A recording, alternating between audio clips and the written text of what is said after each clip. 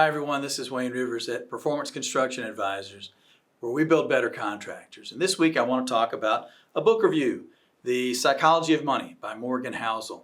I read this on the way to the AGC Convention back in March, and I liked it quite a bit. It's really well done in the sense that it's not a deep academic dive into money and asset allocation and the perfect balance and all that stuff. It's really about, well, it's what it says it is, the psychology of money, how we think about money. And he says that how we think that other people think about money, the rational consumer, for example, making dispassionate decisions about how to spend and behave, is very different from how they actually behave. And he gave a statistic that just blew me away. This was really something. He said that 50% of all mutual fund managers, according to Morningstar, do not have one red cent of their own money in the funds that they manage. I was shocked and appalled by that. That would be like saying to a general contractor who wants to build a new office building, I'm not going to build my own building. I don't have faith in my company, my product. I can't believe that they're not required to put some of their own money into the funds that they manage. I just couldn't believe it. The disconnect there is mind-boggling. He said that in his case, and he's a money manager, his entire net worth is tied up pretty much in three things: his home, his checking account, and a bunch of index funds. It's as simple as can be, and we'll get to that at the end. So Housel himself behaves in a very rational but a very conservative way with money.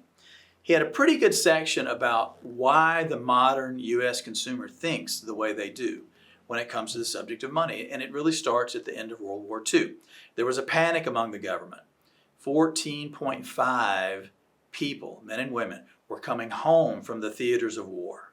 14.5 million unemployed people were going to descend upon this country, and they weren't going to build ships and fighter planes, right? Not the way they were anyway.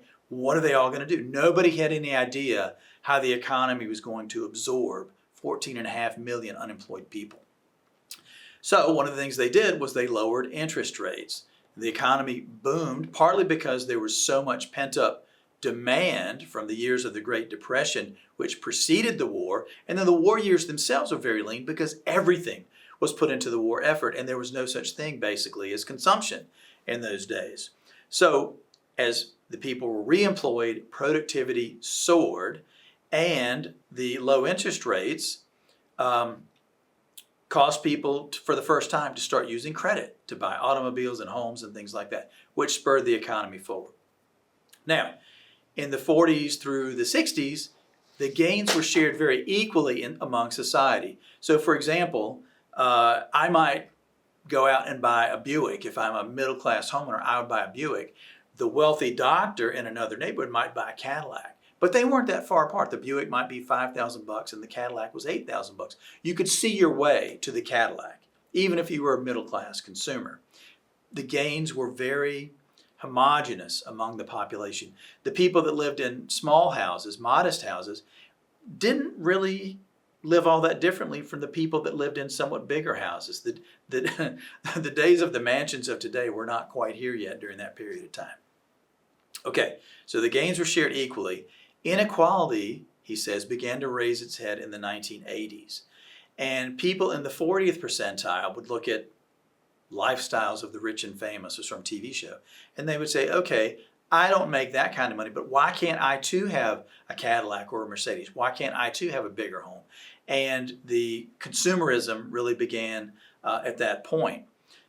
He says that the age of social comparison is what we have today, where the internet allows us to instantly compare what we do, what we say, how we think, what we have with the 1%. And that's not necessarily a good thing. Back to number two, we still have relatively low historical interest rates. So the consumerism is now kind of on this flywheel with all this momentum. And people individually are piling up debt as we are as a nation.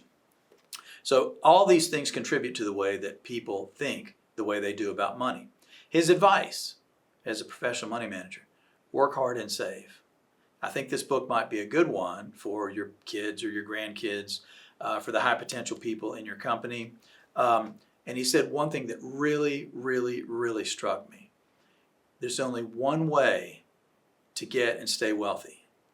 There's some combination there of frugality and paranoia. Frugality, saving, and paranoia. I am at risk to lose this money, the money I've worked so hard to earn. So he's advocating what? He's advocating rainy day funds. He's advocating very conservative investments. In fact, he only uses stock index funds. And he's almost saying to run away from the industry that he works in, which is the money management industry. He talks about money requiring a survival mindset and the long-term power of compounding. And so it's a very good commonsensical book. It's not a hard read. It took me a couple hours maybe, but I recommend it very highly. The Psychology of Money by Morgan Housel, written in 2020. What do you think? I'd like to hear what you think. What are your views on money and paranoia and frugality and all these things? Let's hear from you. This is Wayne Rivers at Performance Construction Advisors, where we build better contractors.